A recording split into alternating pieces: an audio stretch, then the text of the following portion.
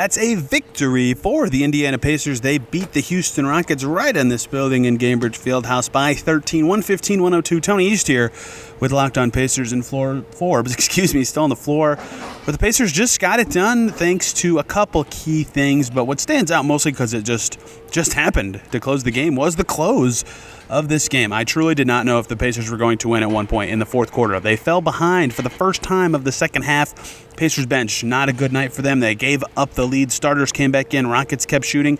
And all of a sudden, with 8:45 to go in this game, the Rockets took their first lead in a while at 96-95. Amen Thompson hit a key shot. The Rockets were getting a bunch of offensive rebounds. Their zone was giving the Pacers trouble. Felt like the formula of a game we've seen the Pacers lose a lot this year. Orlando's gotten them that way. The Bucks got them this way. Didn't know what the Pacers would close with. Fantastic close for the Pacers. They were dominant for that final 8:45. I guess for rounding, we could say the final 9 minutes of this game was all Pacers.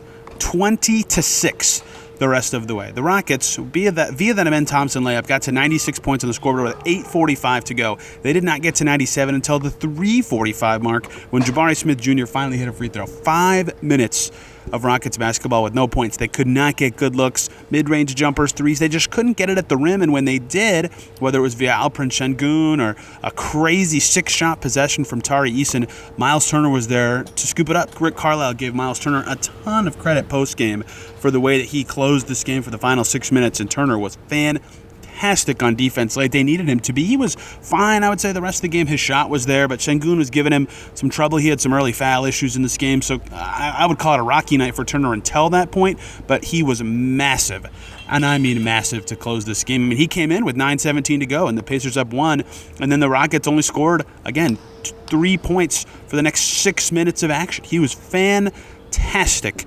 defensively down the stretch, and that is where the Pacers turned this game. They also were scoring in that stretch. They finally got some stuff going against the zone. I thought Andrew Nembhard was making good reads in that stretch to get stuff going, and then Haliburton in the final 5 minutes, a floater and then a three that put the game close to away, and then a dagger three from Miles Turner with about 90 seconds to go really put this one away.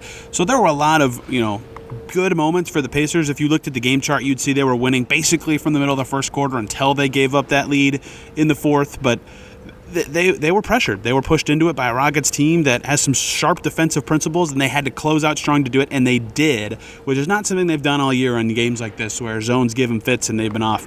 The player story of the game, besides Miles Turner's close, Turner finishes plus 14 in his 26 minutes.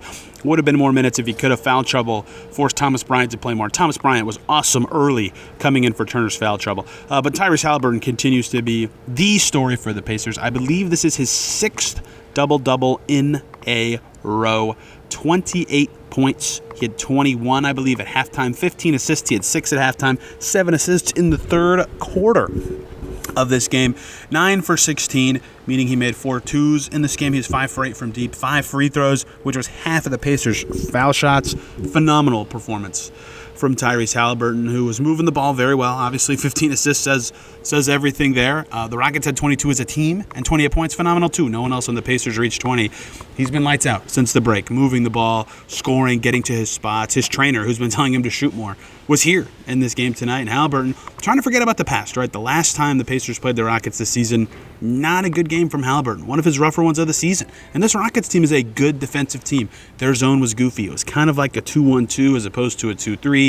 They have really sharp defenders with Amen Thompson. The Rockets broke even in Amen Thompson's 39 minutes and 40 seconds of play. Tari Eason's a good defender. Jabari Smith is a good defender. Dylan Brooks is a sharp defender. But Haliburton saw traps, saw goofy zone coverages, saw all sorts of stuff that's unique, and he found a way to tear it up and get his teammates going. The 15 assists was massive for him. The 28 points equally huge. And he's been on a tear since the break. And for him, that break was huge. He got to reflect and kind of forget about his starts of the season, but still important for him to look back at those moments and see what was not going well, and tonight seeing what was going well, which was basically everything. He was a plus 20 in a 13-point win. So was Andrew Nembhard, whose gaudy stat line was not real. 5 points, 6 assists, and 6 rebounds. That's fine. It's a nice role player stat line. 4 steals, 2 blocks in this one, and he had to guard Jalen Green, which is important because the Rockets offensively, especially in this game with Fred VanVleet out, kind of go as Jalen Green goes, right? He's had moments where he looks unstoppable this season and moments where he looks really flimsy. He's probably their worst defender they give serious minutes to. He was shut down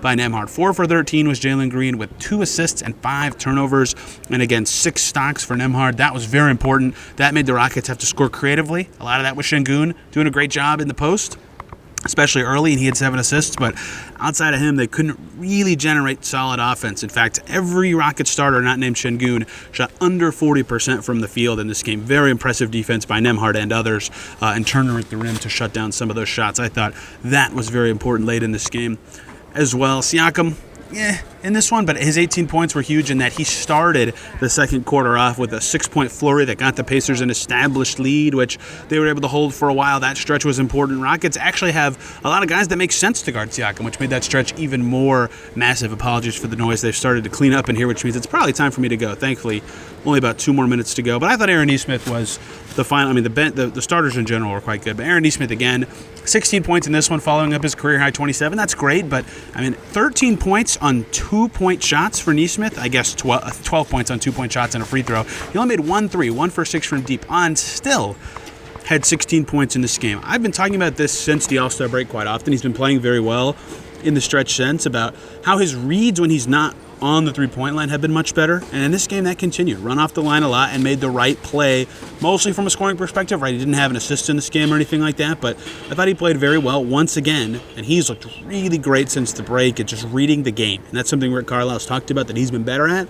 Obviously, in his career-high night against the Bulls 2 nights ago, he was very good in those ways, but he made 6 threes in that game. Only 1 today, and still found a way to be pretty impactful. The bench was not good for the Pacers in this game. McConnell 1 for 4, Ben Shepherd 2 for 4. Jarris Walker was fine, but they weren't impactful. They were losing those bench minutes for a lot of this game against a hodgepodge of Rockets. But Obi Toppin rose above that a little bit. He was 4 for 6 in this one, 3 for 4 from deep on his birthday, on his way to 13 points and 5 rebounds. And in a goofy game, right, where Houston's slower, they really dominate the glass. They don't want to, they want to win the possession battle by a mile to win. Someone like Toppin, who can really speed up the game and force them to play at an unnatural pace, can really change the way it looks. And he did that in this game, I thought, which is why he was a plus 18 despite a kind of stat line. So Pacers win. This is a good win. The Rockets are quite a good team and kind of the opposite play style of the Pacers. I thought that was impressive in that they were able to win in that way. Rockets 24 offensive rebounds. Had the Pacers lost, that would have been why. And the turnover battle was fairly even. That led to 12 more shots and 16 more free throws for Houston, but Houston didn't shoot well. They were terrible from the foul line, and they were not able to score on Miles Turner late, especially as Tyrese Haliburton ripped them down the other end. Pacers down 10 games over 500. Remarkable where they're at, given how poorly they started the season. Key road trip coming up. In fact, a lot of key road games coming up. Part of why they're cleaning up the chairs in here right this second is that high school basketball state championships coming up, Big Ten tournament coming up in Gainbridge Fieldhouse. Pacers, if they clean up on the road, could be looking pretty good for playoff positioning. And we'll cover all those games right here on this channel. I'll be in Atlanta for their next 2 and Chicago for the one after that. Hope you guys enjoyed this one. We'll see you very soon.